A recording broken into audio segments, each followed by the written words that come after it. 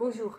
Pour Ruetanu, on avait à cœur de définir les mots et d'aller, certains mots en tout cas, et d'aller un peu plus loin sur la définition de certains mots. Et j'aimerais vous partager ce travail que j'ai commencé à faire. Et j'ai commencé avec le premier mot qui nous semblait important de redéfinir, au fond de redécouvrir. Et c'est le mot péché. Il a une certaine connotation en français. Il a une certaine, vous savez, on met certain nombre de choses derrière en français. Et puis, on a eu envie de faire ce travail, de revenir à l'hébreu et de voir comment ça se disait en hébreu et quelles étaient les réalités que ça recouvrait en hébreu. Alors, souvent, on emploie le mot ret en hébreu pour dire le péché. Et effectivement, dans la Bible, c'est celui qui est le plus employé, le plus usité, celui qu'on voit le plus souvent apparaître dans les textes bibliques. Mais il y en a un deuxième qui est Avon et un troisième qui est Psha. Alors qu'est-ce que ça veut dire?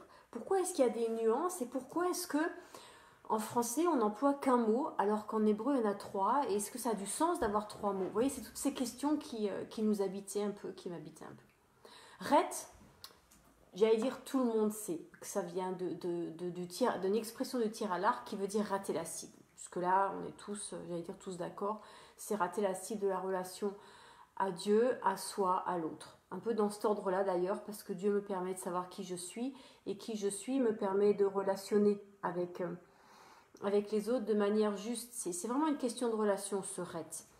Et on verra dans quel sens c'est employé. Le deuxième mot qui est important, c'est avon. Enfin, ils sont tous importants. Donc avon. Mais avon, ça veut dire quoi? Pourquoi avoir un deuxième mot et quelles sont les réalités que recouvre ce mot? Eh bien, avon, ça veut dire tordre. La racine de avon, c'est le mot tort, dans le sens de tordre. Pas dans le sens d'avoir tort aux raisons, mais beaucoup plus profondément dans le sens de tordre la parole pour ne pas avoir à assumer les conséquences de ce qu'on a fait. Alors, est-ce que concrètement il y a un exemple dans la Bible de quelqu'un qui fait ça? La réponse est oui, et la réponse c'est Caïn. Vous vous rappelez quand dans Genèse 4, Caïn, il a donc tué son frère, et Dieu lui dit où est ton frère, le sang de ton frère crie vers moi, et Dieu lui énonce les conséquences de ses actes, et puis Caïn va répondre: mon tort, ma faute, est trop lourd à supporter pour moi, parce qu'aujourd'hui tu me chasses devant ta présence, etc. Et là, c'est intéressant parce que c'est le mot avon qui apparaît. Et en effet, à cet endroit-là du texte, Caïn tord la parole de Dieu. Parce que Dieu aura dit, les paroles de Dieu, c'est tu es maudit. J'en ai fait un tableau et on le mettra en ligne. Dieu va lui dire, tu es maudit, tu es chassé loin de ce lieu, le sol ne donnera plus ses ressources et tu seras errant et vagabond. Ça, c'est les 4 choses que Dieu lui dit. À ces 4 choses que Dieu dit, Caïn reformule, comme on dit aujourd'hui, 4 autres choses. Il dit, tu me chasses de cette terre, ok, ça correspond. Je serai caché loin de toi, c'est faux. Ça, Dieu n'a jamais dit ça. Je serai vagabond et errant, oui, c'est juste. Dieu a dit, tu seras vagabond et errant. Et la 4e chose que Caïn va dire, c'est toute personne qui me trouvera pourra me tuer. Et ça, c'est faux. Voilà. Caïn va en dire 2 qui sont justes et 2 qui sont fausses. Caïn ne dit pas qu'il est maudit. Et quand même, ça, c'est important. Parce que la question de la malédiction, elle va sur 3 ou 4 générations et Dieu donne les moyens de sortir de la malédiction. La malédiction rentre dans ce qu'on a déjà pu voir. Hein. Je mets devant toi la vie et la mort, le bien, le bonheur et le malheur, le bien et le mal, la bénédiction et la malédiction. C'est ses choix. Ça dit quelque chose de quelqu'un qui ne veut pas choisir, il ne veut pas se situer. Et puis, l'autre chose que Caïn ne reprend pas, c'est le sol ne donnera plus ses ressources. Et ça, c'est intéressant parce qu'en fait, il se déconnecte du sol, il se déconnecte de la terre, il se déconnecte du réel. Il se déconnecte de 2 réels. 1, il se déconnecte de la relation à Dieu. 2, il se déconnecte de la terre. Vous voyez comme les deux vont ensemble? Voilà les choses. Et Caïn va dire 2 choses importantes, c'est je serai caché loin de toi et toute personne qui me trouvera me tuera. Et ça, c'est important parce que Caïn dit je ne suis plus dans ta présence. Mais Dieu ne lui a pas dit ça. Vous voyez, la malédiction, c'est pas ne plus être dans la présence de Dieu. La malédiction, finalement, c'est vraiment quelque chose qu'on a besoin de repenser pour se dire mais je suis maudit Vous savez, pas dans le sens, comment dire, dans le sens où Dieu s'est retiré de la relation parce que quelque chose en moi était trop pas en règle pour qu'il puisse rester. Mais ça, je peux le régler. Par exemple, je dis n'importe quoi, j'ai une relation avec Dieu et je me mets à voler. Voilà, c'est un exemple. Je me mets à voler le fisc, à voler l'argent, à voler mes amis, à voler. Dieu va se retirer. Il ne va pas rester, il ne va pas me bénir. Vous voyez, il va juste faire comme un pas en arrière et dire non, je ne peux pas rentrer dans ça. Règle ça et reviens vers moi. Vous voyez. Et donc la relation à Dieu, voilà ce qui je serai caché loin de toi. Voilà ce qu'exprime Caïn. Et c'est important parce que c'est bien là le problème. Et toute personne qui me trouvera me tuera, la relation à l'autre. Et au fond, qu'est-ce que dit Caïn quand il dit ça? Il dit je suis mal dans ma peau. Et puis justement, c'est peut-être pour ça qu'est arrivé ce drame avec son frère Abel. Parce que pourquoi est-ce que Caïn tue Abel? Qu'est-ce qui se passe? Le texte donne toutes les clés, il n'y a pas besoin d'inventer ou d'imaginer. Le texte dit précisément que Caïn et Abel offrent un sacrifice. Et le texte, écoutez bien, il dit Abel offrit les fruits de son troupeau, Caïn offrit les fruits de la terre. Vous voyez, il y a le son. Quand Abel offre les fruits de son troupeau, eh bien, c'est la brebis, c'est l'agneau, pardon, c'est le feu, qu'il a soigné, dont il s'est occupé. Même c'est la brebis, finalement, on ne sait pas, qu'il a donné, il lui a donné du temps. Vous voyez ce que je veux dire? C'est de lui-même qu'il donne quelque chose qui vient de lui, quelque chose qu'il a fait, qu'il a vu naître, dont il a pris soin. Caïn offre les fruits de la terre. Si ça avait été les fruits de son jardin, ça changeait tout. Parce que c'était à lui, c'était son jardin. Mais c'est les fruits de la terre. À la limite, il a pris les carottes du voisin et les a offerts à Dieu. Et Dieu dit, mais c'est quoi ça? Non. Et Dieu lui dit non. Et vous savez que dans ce moment-là, quand Dieu dit à Caïn, le péché est tapis à ton ouverture, le mot utilisé c'est rette. C'est rette. À cet endroit du texte, Dieu dit rette. Et rette, c'est attention, tu peux rater la cible. Attention, ne rate pas la cible. Vous voyez, c'est cette mise en garde. Dire fais attention, fais attention. Vous voyez, Dieu le prévient. Et c'est quoi l'ouverture? C'est pas l'ouverture du cœur. C'est pas, ça correspond pas à la Bible. On est dans Genèse. Vous savez, Dieu parle. Alors c'est comme si... Attendez, je vais juste couper le téléphone. Voilà. On est à cet endroit de la Genèse où Dieu parle. Il parle et les choses créées adviennent à la vie. Eh bien, si on est créé à l'image de Dieu, on est appelé à parler. Et au fond, c'est comme si Dieu disait à Caïn, mais parle ton mal-être. Parle ce qui ne va pas. Parle l'origine de ton geste. Pourquoi tu prends les, entre guillemets, parce que les carottes du voisin? Qu'est-ce qui se passe? Attendez, je recoupe. C'est quelqu'un qui insiste. Je ne sais pas comment faire. Ah, ça marche pas. Ah, zut et zut. Bon, on va faire autrement. Au grand mot, les corps m'aident. Et voilà, pile. Je répondrai après. Et donc, Dieu dit à Caïn, parle, mets en mots. Et la prochaine parole qui va sortir de la bouche de Caïn, au fond, c'est viens. Et il dit à son frère, viens. Et c'est un impératif en hébreu. C'est un ordre, c'est pas une parole.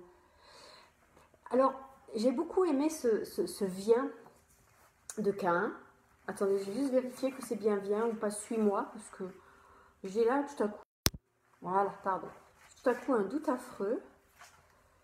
Alors, voyons voir ça. Nanana, Caïn et Abel. Nanana.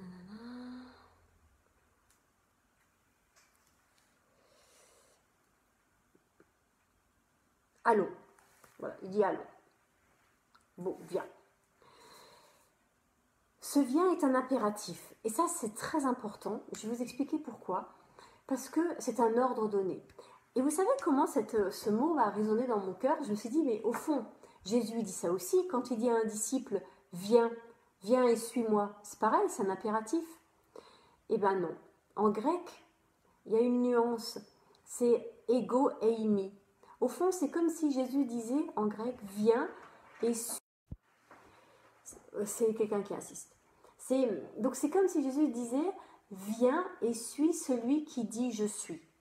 Voilà l'idée un peu du texte. Vous voyez un peu la différence entre cette parole de Caïn, viens, et la parole de Jésus, viens, suis celui qui dit je suis.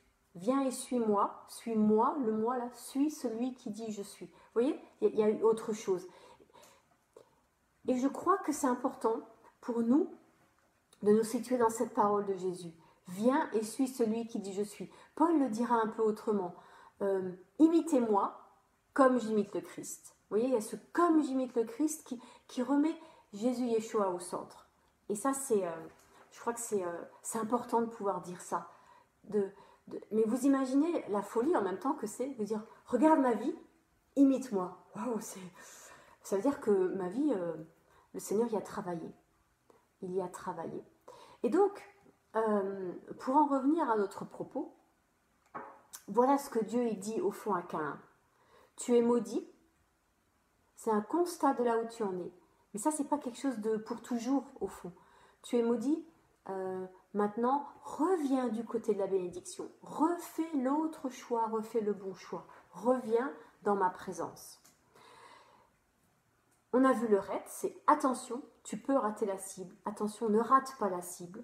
On a vu avon, qui veut dire pécher dans le sens de tordre, de tordu, de tordre la parole, ce que fait Caïn dans notre passage, pour ne pas, au fond, avoir à subir les conséquences de ses actes. Ça veut dire que, il n'est pas maudit, donc il ne veut pas en subir les conséquences. Voilà. Et puis, le sol, il n'en parle pas que la terre donnera plus ses ressources, parce que c'est des conséquences qu'il ne veut pas. Donc, il ne veut pas faire le travail sur soi qui est indispensable, et il ne veut pas considérer que le travail de la terre va être plus difficile. Et vous noterez le jeu qu'il y a là en hébreu, sur le travail sur soi et le travail de la terre. C'est quelque chose qui nous ancre dans le réel, le travail sur soi au final. Mais comme la question du péché, ça nous ancre dans le réel. Parce que là, le péché, c'est pas juste « oh, j'ai eu des mauvaises pensées ». Les mauvaises pensées, c'est juste « attention ». Là où le péché devient péché, au fond, quelque part, c'est quand il devient acte. Et on peut l'arrêter tant que c'est qu'une pensée, parce que je peux amener toute pensée captive à Christ. Vous voyez ? Et puis, il y a le dernier mot qui est psha. Et psha, eh bien, ça va encore un peu plus loin. Parce que, alors attendez, voilà, c'est là. Parce que le psha va plus loin, parce que le psha signifie étymologiquement le franchissement d'une limite. Et le psha, ça veut dire que même plus que de franchir une limite, on viole une limite. Et ça va encore plus loin, c'est la contestation du bien fondé de ces limites. Et ça se manifeste par la rébellion. Voilà. Ça veut dire qu'au fond, Dieu pose des limites dans la Bible. Tu ne feras pas ceci, tu ne feras pas ça. Et puis, nous, on réfléchit, on dit, bah si, on va le faire quand même. Voilà, parce que on ne voit pas pourquoi, on y a réfléchi. Mais c'est juste interdit, c'est juste dit, tu ne feras pas. C'est toute la question, reprenons l'exemple du vol, de dire, tu ne voleras pas, c'est une limite, elle est posée, elle est infranchissable en fait, quelque part. Le fait de la transgresser, c'est pas juste voler, c'est se dire, Dieu, tu poses des limites, et moi j'estime qu'elles sont pas bonnes, donc je fais ce que je veux. Et donc au fond, vous voyez comme ça va loin, non seulement je la transgresse, je ne la respecte pas, mais ça veut dire que je ne te respecte pas en tant que personne qui a posé ses limites. Au fond, ça veut dire je ne respecte pas Dieu.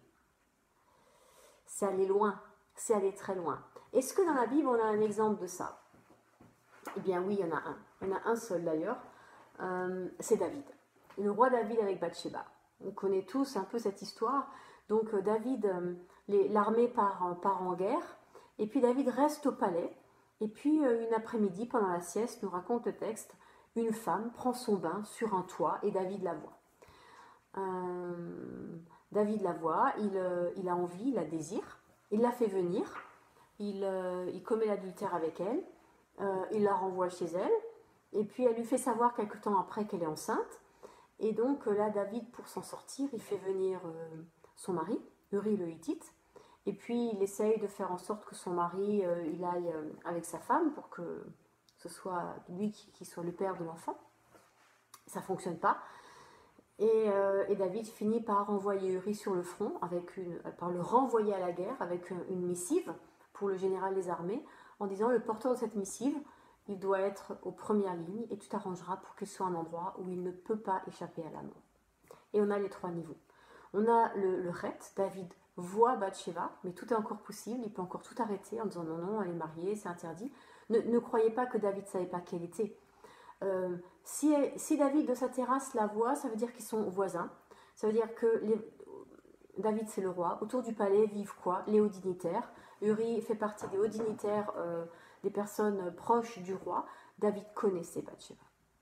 Ils se connaissaient. Voilà, c'est la première chose. La deuxième chose, c'est qu'est-ce qu'une femme de général fait à se baigner sur son toit dans l'après-midi, au moment de la sieste, donc c'est-à-dire vers 14 heures. Et le texte va plus loin. Le texte va jusqu'à nous dire elle prenait un bain rituel après ses règles. Donc d'où est-ce qu'elle fait ça en public? D'où est-ce qu'elle se purifie en public quelque part? Parce que si David la voit, bien sûr, il n'était pas censé être debout à ce moment-là, mais il y a quand même quelque chose de bizarre dans cette histoire, vous voyez.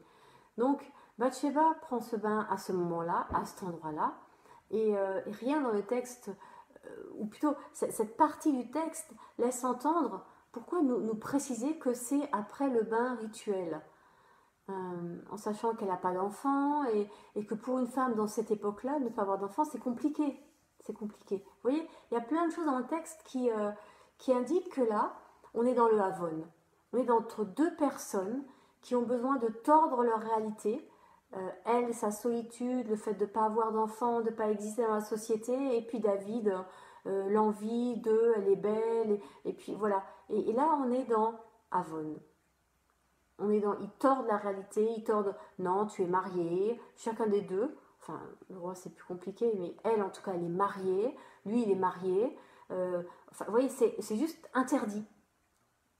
Parce qu'il y a un commandement qui dit, tu ne convoiteras pas la femme de ton prochain. Et tu ne prendras pas, tu feras pas ça, quoi. Et David et Bathsheba transgressent. On est dans Havon. Psha, c'est la partie, le pas de plus, c'est le crime. Vous voyez, c'est là où David, au fond, il se prend pour Dieu et il décide de la vie et de la mort de quelqu'un. Et là, en l'occurrence, il décide de la mort de quelqu'un. Et là, il va trop loin. Enfin, chaque étape, il allait trop loin.